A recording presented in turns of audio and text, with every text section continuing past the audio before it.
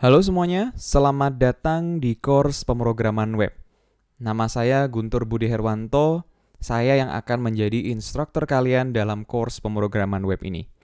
Ya, course ini nantinya lebih bersifat praktikal, ya, tidak terlalu banyak teori dan langsung akan menyentuh ke praktikal yang dasar, ya, dalam pemrograman web. Nah, kenapa saya ngomong dasar? Ya, karena kalau kalian tahu, di 2016 ini pemrograman web itu sudah sangat banyak sekali variasi teknologinya, sangat banyak cabangnya, ya. Jadi kadang kita bingung gitu kalau misalkan mau mulai pemrograman web, belajar pemrograman web itu kita mau mulai dari mana? Gitu ya. Kalau kalian nggak percaya, saya perlihatkan sebuah diagram ini. Ya, ini dibuat di 2016 dan ini menunjukkan betapa beragamnya teknologi web development yang ada di 2016 ini. Ya, sangat banyak cabangnya. Ya, diagram ini menjelaskan betapa beragamnya teknologi web development yang ada sekarang. Ya, kalau kalian mau nonton penjelasan fullnya, ya, which is itu adalah sekitar 20 menit sampai 30 menit, kalian bisa klik link yang ada di bawah di deskripsi, ya. Itu akan dijelaskan cabang per cabang, ya. Apa sih istilah-istilah dalam web teknologi yang ada sekarang, ya. Namun di course kali ini kita tidak akan menelusuri setiap cabangnya, ya.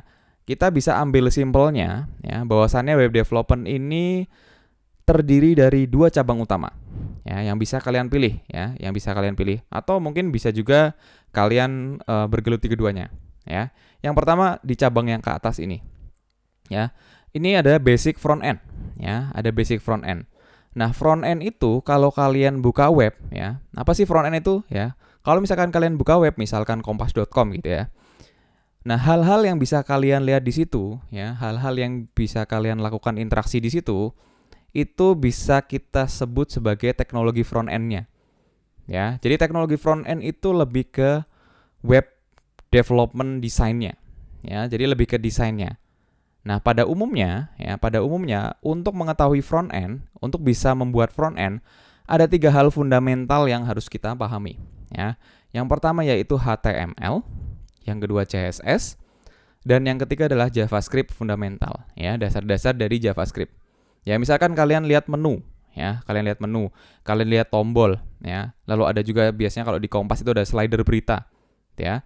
Lalu ada mungkin form register, ya, dan hal-hal lainnya, ya, semua yang berkaitan dengan tampilan itu adalah teknologi dari front end. Biasanya adalah kombinasi dari HTML, CSS dan JavaScript. Ya, itu adalah 3 hal pokok yang harus kalian ketahui dalam front end. Ya. Lalu misalkan di form register itu, gimana biar nanti ketika kita submit, itu datanya tersimpan.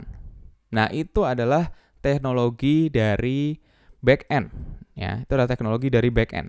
Nah, di bawah sini, ya, cabang yang di bawahnya. Nah, kalau kita lihat back end ini, teknologinya sudah sangat banyak sekali. Ya, lebih banyak dari front end. Ya, lebih banyak dari front end. Jadi kita milih yang mana nih? Jadi kita milih yang teknologi yang mana jika kita ingin belajar back end. Nah, kita di course kali ini hanya akan menyentuh ke sini saja, ya, ke scripting language-nya. Nah, scripting language ini di sini sebenarnya ada beberapa language, ya, ada scripting language, ada functional language, ada juga high performance language. Ya, bedanya apa? Cari googling sendiri ya. Nah, kita hanya akan masuk ke scripting language-nya ini, ya. Seperti saya bilang tadi ya, kalau back end itu jadi kalau front end itu tampilannya, back end itu logiknya.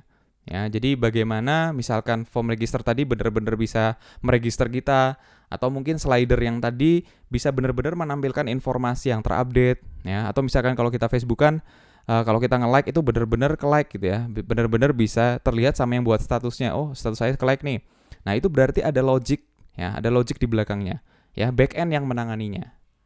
Ya, back end yang menanganinya. Nah,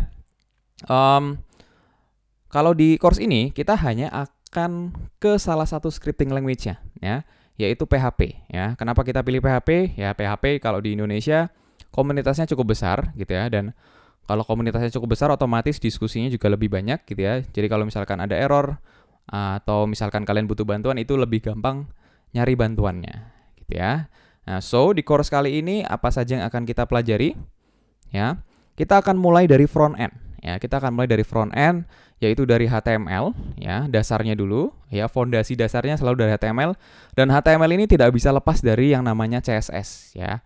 Kalau HTML ini dasarnya, ya, jadi tampilan yang masih plain. Kalau CSS ini yang akan menghias HTML-nya gitu ya.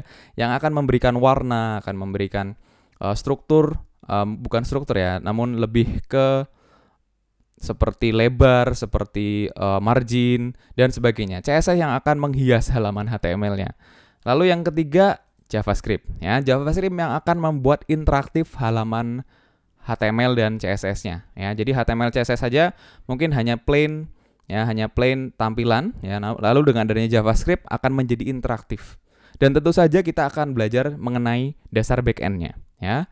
Dasar backend-nya juga akan kita pelajari, yaitu dengan bahasa PHP seperti yang sudah saya utarakan tadi. Ya, agar nanti halamannya juga bisa ada logiknya gitu ya. Jadi misalkan form register benar-benar tersimpan datanya dan seterusnya. Ya, so selamat datang di course pemrograman web ini ya. Selamat datang di dunia web development dan semoga kalian bisa menikmati video-video selanjutnya.